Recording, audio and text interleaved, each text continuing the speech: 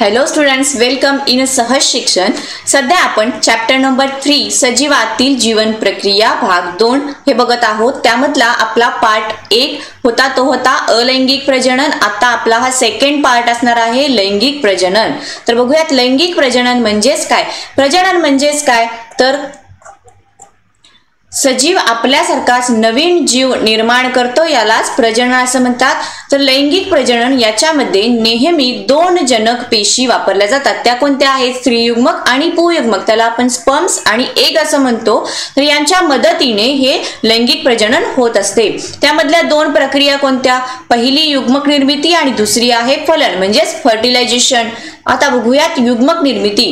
युग्मक निर्मितीमध्ये काय होतं तर आपण मागच्या पाठामध्ये सूत्री विभाजन, अर्धगुणसूत्री विभाजन असं सर्व बघितलं. तर यामधले जे अर्धगुणसूत्री विभाजन आहे याने काय होतं, गुणसूत्रांची संख्या निम्मी केली जाते आणि अर्धगुणी युग्मकांची निर्मिती होते. त्यामुळे जो जनक पेशी असणार आहे ती कशी असणार आहे? एक गुणी होती. त्यामुळे त्याची सूत्री विभाजनाने संख्या निम्मी होऊन हाफ झालेली आहे, म्हणजेच अर्धगुणी युग्मकाची निर्मिती होते. हे झालं युग्मक निर्मितीच्या बाबतीत. आता फलन. फलन म्हणजेच फर्टिलायझेशन. ठीक आहे. तर ही जी प्रोसेस आहे याच्यामध्ये स्त्रीयुग्मक आणि पुंयुग्मक या एकगुणी पेशींचा संयोग होऊन एका द्विगुणित युग्मनाची निर्मिती होते. याला फलन म्हणतात. म्हणजेच काय, स्पर्म्स आणि एग जेव्हा एकत्र येतील तेव्हा त्याच्यापासून एक जायगोट निर्माण होतो. त्याला आपण युग्मनज असं म्हटलेलं आहे आणि याच प्रोसेसला फलन असं म्हणतात. हा युग्मनज सूत्री विभाजनाने विभाजित होऊन भ्रूण तयार होतो आणि त्याच्यापासून एक नवीन जीव निर्माण होतो. आता हे तुम्हाला समजून सांगण्यासाठी मी एक छोटंसं चित्र दाखवते. बघा, या ठिकाणी फादर मदर म्हणजेच काय, नरजनक आपण याला म्हणूयात. मदर म्हणजेच मादी जनक असं म्हणूयात. तर नरजनकाकडे काय असणार आहे? स्पर्म्स असणार आहेत, म्हणजेच पुंयुग्मक आहेत. तर मादी जनक म्हणजे काय असणार आहेत? ओव्ह्यूम म्हणजे त्याला आपण एग्स असं म्हणू शकतो. ठीक आहे. जेव्हा स्पर्म्स आणि एग एकत्र येतील, या ठिकाणी बघा एकत्र आलेले दाखवलेले आहेत. जेव्हा हे दोघजण एकत्र येतील, या दोघांचा संयोग होईल तेव्हाच फलन घडेल. ही प्रोसेस असेल त्यालाच फलन असं म्हटलेलं आहे. आणि हे फलन आहे, याच्यापासून एक नवीन भ्रूण तयार होईल, एक नवीन जीव निर्माण होईल. आता हा जो नवीन जीव निर्माण झालेला आहे याच्यामध्ये कसा असणार आहे? काही गुणधर्म याच्याकडचे असणार आहेत, काही गुणधर्म आईकडचे असतील, तर काही गुणधर्म वडिलांच्याकडचे असतील. तर त्यामुळे जो नवीन जीव निर्माण झालेला आहे याच्याकडे काही गुणधर्मांच्या बाबतीत साम्य दाखवेल, तर काही गुणधर्मांच्या बाबतीत साम्य दाखवणार नाही. तर ही सर्व प्रोसेस आपली कशाची झालेली आहे? फर्टिलायझेशन किंवा फलन असं म्हटलेलं आहे. काय होतं, जेव्हा नर जनक जो असतो याच्याकडे काय असतात? स्पर्म्स असतात. मादी जनक आहे याच्याकडे काय असतात? एग्ज असतात. जेव्हा या दोघांचा संयोग घडून येतो तेव्हा त्या ठिकाणी फलन होतं आणि त्याच्यापासून एक भ्रूण तयार होतो आणि भ्रूणापासूनच नवीन जीव निर्माण होतो. तर हे झालं फलन म्हणजे काय. आता पुढचा आपला मुख्य मुद्दा आहे तो आहे वनस्पतीमधील लैंगिक प्रजनन. ठीक आहे. वनस्पती आता लैंगिक प्रजनन कशा प्रकारे घडते हे बघूया. यामध्ये वनस्पतीमध्ये फूल हा एक भाग घेऊयात. ठीक आहे. तर फुलामध्ये बाहेरून आत म्हणजे बाहेरच्या बाजूने आतमध्ये असे एकूण 4 मंडले असतात. त्यातलं कुठला? निदलपुंज, दलपुंज, पुमंग आणि जायांग. ठीक आहे. निदलपुंज आणि दलपुंज ही दोघजण अशी आहेत, यांना अतिरिक्त मंडल असं म्हटलेलं आहे. अतिरिक्त मंडले.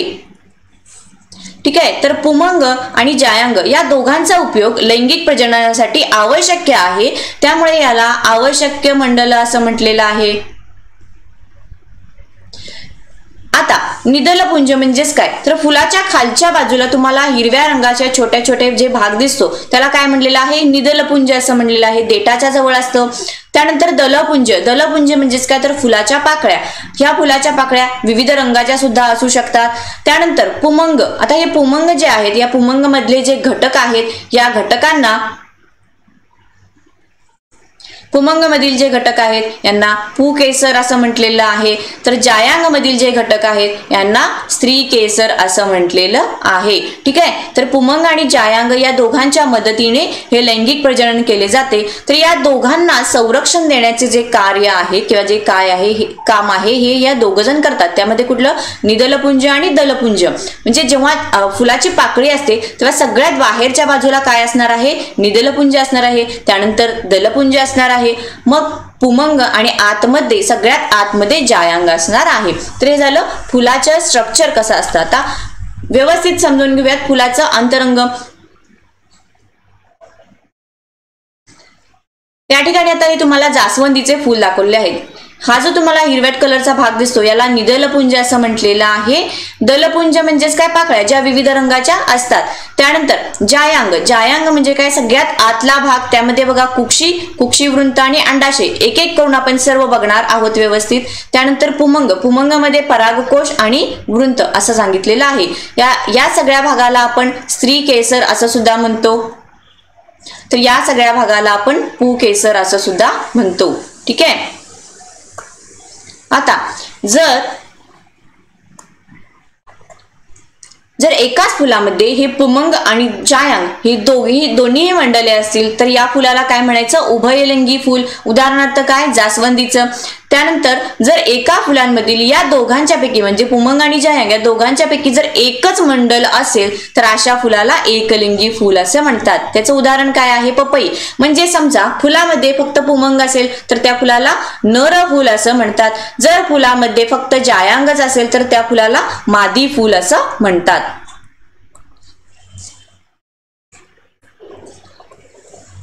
विद्यार्थ्यांनो, फुलामधलं लैंगिक प्रजनन कसं होतं त्याच्यापूर्वी छोटे छोटे जे काही इम्पॉर्टंट पॉइंट्स आहेत जे आपल्याला बेसिक आहेत हे आपण बघूयात. आता बघा त्यामधलं पुष्पवृंती फुले. पुष्पवृंती फुले म्हणजेच काय, तर ज्या फुलांना आधारासाठी देठ असतो अशा फुलांना पुष्पवृंत म्हणतात आणि त्याच फुलांना पुष्पवृंती फुले असे म्हणतात. तर स्थानबद्ध फुले म्हणजेच काय, तर ज्या फुलांना देठ नाही, आधारासाठी देठ नाही त्या फुलांना स्थानबद्ध फुले असे म्हणतात. हे आपलं बेसिक आहे. पुष्पवृंती फुले म्हणजे काय आणि स्थानबद्ध फुले म्हणजे काय. तर सगळ्यात महत्वाचा भाग ते म्हणजे पुकेसर आणि स्त्रीकेसर. ठीक आहे. पुकेसर म्हणजेच काय, बघा चित्रामध्ये दाखवलेलं आहे. ही एक छोटी लांबडी अशी तुम्हाला नळी दिसत आहे. या नळीला काय म्हणायचं, वृंत असं म्हणायचं. आणि वरचा हा जो भाग आहे याला आपण परागकोश असं नाव दिलेलं आहे. प्रत्येक पुकेसरात एक वृंत आणि त्याच्या टोकावर एक परागकोश असतो. हे आपलं वृंत दाखवलेलं आहे आणि हा परागकोश आहे.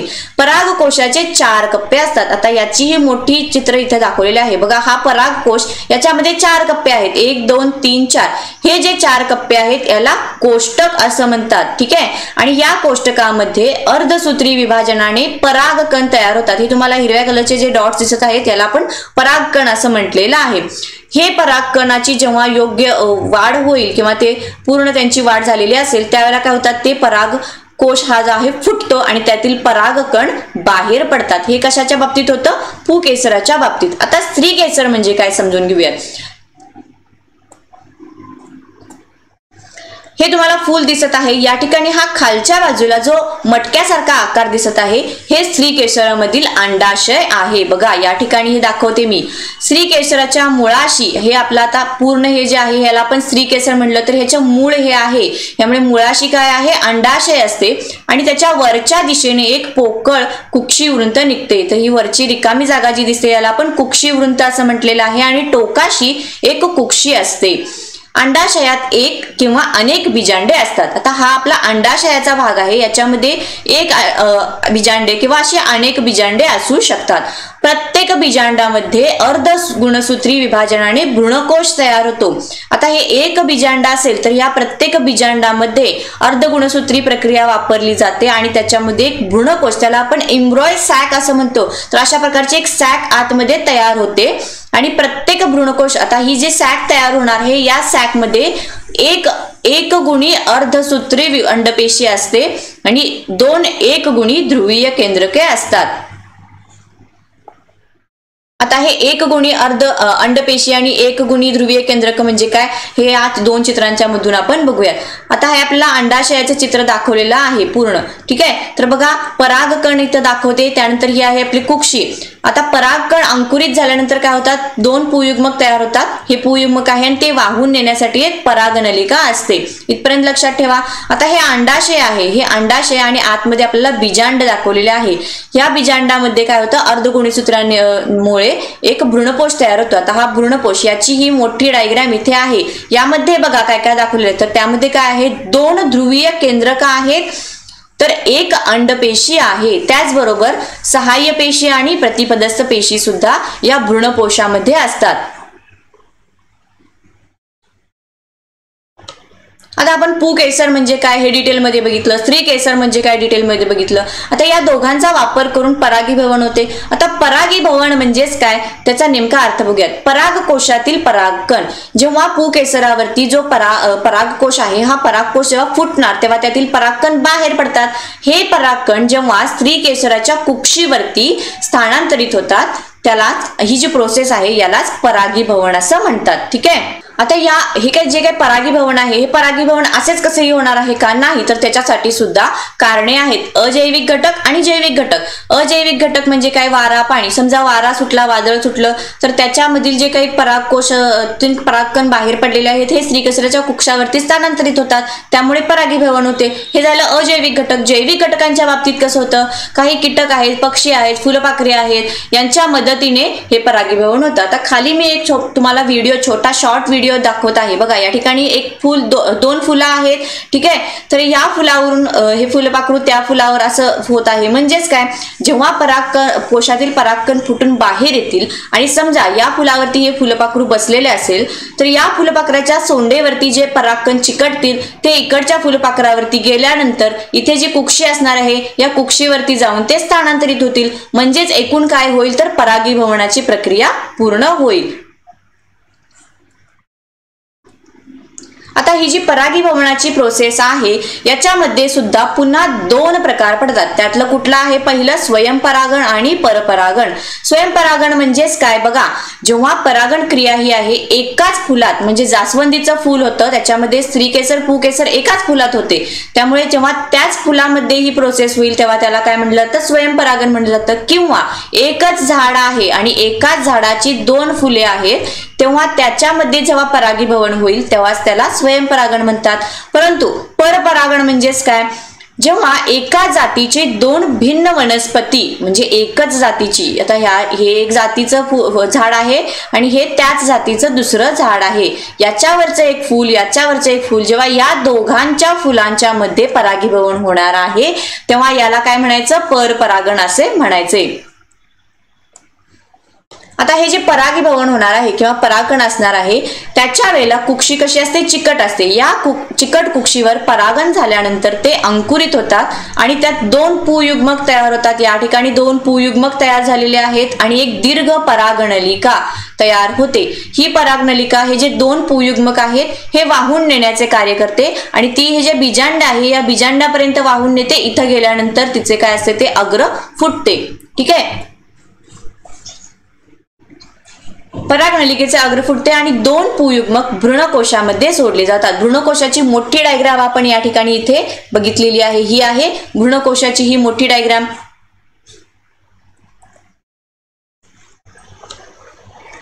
आता त्यामधला एक पुयुग्मक हा अंडपेशीशी संयोग पावतो. दोन होते, एक दोन, त्यातला एक जो आहे ही आपल्याला अंडपेशी इथं दिसते. या अंडपेशीची तो संयोग पावतो आणि युग्मनज तयार होतो. यालाच फलन असे म्हणतात. दुसरा जो आहे पुयुग्मक हा काय करतो तर हे जे दोन ध्रुवीय केंद्रक आपल्याला होते या दोन ध्रुवीय केंद्रकाशी संयोग पावतो आणि त्यापासून भ्रूणपोष तयार होतो. आता ही प्रोसेस जी आहे या प्रोसेसमध्ये दोन पुयुग्मकांचा वापर केला जातो म्हणून यालाच द्विफलन प्रक्रिया असे म्हणतात. ठीक आहे. द्विफलन म्हणजेच कारण का तर यामध्ये दोन पुयुग्मक भाग घेतात. तुम्हाला परीक्षेमध्ये द्विफलन याच्यावरती प्रश्न विचारले जाऊ शकतात. तर तुम्ही ही पूर्ण प्रोसेस विथ डायग्राम त्या ठिकाणी काढायची आहे. आता पुढे असणार आहे जेव्हा फलन पूर्ण होणार आहे तेव्हा बीजांड जे आहे या बीजांडाचे रूपांतर कशामध्ये? बीजात होणार आहे, म्हणजे बी मध्ये होणार आहे आणि बाहेरच्या बाजूला जे अंडाशय होतं या अंडाशयाचे रूपांतर फळामध्ये होणार आहे, म्हणजे फळ आणि आतलं बी. आता जेव्हा फळ वारा किंवा वादळ किंवा इतर नैसर्गिक काही गोष्टींच्या मुळे जेव्हा ते फळ फुटून जमिनीवरती पडणार तेव्हा त्याचे बी हे जमिनीमध्ये रुजणार. अनुकूल परिस्थितीमध्ये म्हणजे त्याला व्यवस्थित पाणी माती वगैरे मिळालं तर त्यामध्ये ते काय होणार? त्या मातीमध्ये रुजणार. या बीजातील भ्रूणपोषाचा वापर करून त्याची वाढ होते. मग अशी जो आपला भ्रूणपोष निर्माण झाला या भ्रूणपोषाचा वापर काय करायचा तर जे बी आहे या बीजाची वाढ होण्यासाठी या भ्रूणपोषाचा वापर केला जातो. म्हणजेच काय करतं जातं, एक प्रकारचं भ्रूणपोष जे आहे तो काय करतो, त्या बीजाला सप्लाय, अन्न पाणी जे काय आहे त्याचा सप्लाय त्या बीजाला तो करतो आणि नवीन रोपटे तयार होते. याच प्रोसेसला बीजांकुरण प्रोसेस असे म्हणतात. बघा विद्यार्थ्यांनो, या ठिकाणी बीजांकुरण म्हणजे काय हे मी तुम्हाला सांगितलं. आता एका सिंगल स्लाइड्स मध्ये आपण शॉर्ट रिव्ह्यू मध्ये बघूयात की वनस्पतीमधील लैंगिक प्रजनन कसे होते. पहिल्यांदा आपण फुलाचे अंतरंग बघितलं, त्यामध्ये हा खालचा देठाजवळचा जो भाग आहे याला निदलपुंज असं म्हणतात. त्यानंतर बघा ह्या ज्या पाकळ्या आहेत त्याला दलपुंज असं म्हटलेलं आहे. आतमध्ये जे आहे हा आहे पुकेसराचा भाग किंवा पुमंगाचा भाग. त्याच्या आतमध्ये जो असणार आहे हा आहे जायांगाचा भाग. जायांगामध्ये पुन्हा अंडाशय, कुक्षी आणि कुक्षीवृंत आणि कुक्षी हे 3 भाग असतात. आता हा जो फिलामेंट आणि हे परागकोश आहे याचा भाग इथं मोठा दाखवलेला आहे. बघा हे वृंत आणि हे परागकण, हा परागकोश आहे आणि आतमध्ये तयार झालेले परागकण आहेत. जेव्हा हे परागकण या कुक्षीवरती पडतील त्यावेळेला ही कुक्षी कशी असते, चिकट असते. त्यावेळेला ते अंकुरित होतात आणि त्याच्यापासून 2 पुयुग्मक तयार होतात. हे पुयुग्मक वाहून नेण्यासाठी परागनलिका निर्माण होते. ठीक आहे, ही परागनलिका या बीजांडाच्या मुखापर्यंत जाते आणि तिथे जाऊन त्याचे तोंड जे आहे हे फुटते आणि हे 2 पुयुग्मक या बीजांडामध्ये जो भ्रूणपोष तयार केलेला आहे या भ्रूणपोषामध्ये जाते. या भ्रूणपोषामध्ये काय आहे, एक अंडपेशी आहे तर 2 ध्रुवीय केंद्रक आहेत. मग आता यामधला हा जो एक पुयुग्मक होता हा या अंडपेशीशी संयोग पावतो. ठीक आहे, त्यानंतर आता हा दुसरा जो आहे हा दुसरा ह्या 2 ध्रुवीय जे केंद्रक आहेत यांच्याशी संयोग पावतो आणि त्याच्यापासून काय निर्माण होतो, भ्रूणपोष निर्माण होतो. ठीक आहे, जेव्हा अंडपेशीचा संयोग पावतो त्याच्यामध्ये युग्मनज तयार होतो. या प्रोसेसला आपण फलन असं म्हटलेलं आहे.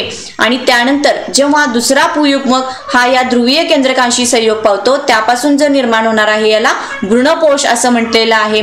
आता पुढे जाऊन हे फलन आपलं पूर्ण झालेलं आहे. आता ह्या बीजांडाचे जे रूपांतर आहे हे बी मध्ये होणार आहे आणि अंडाशय जे आहे ह्या अंडाशयाचे रूपांतर कशामध्ये होणार आहे, फळामध्ये होणार आहे.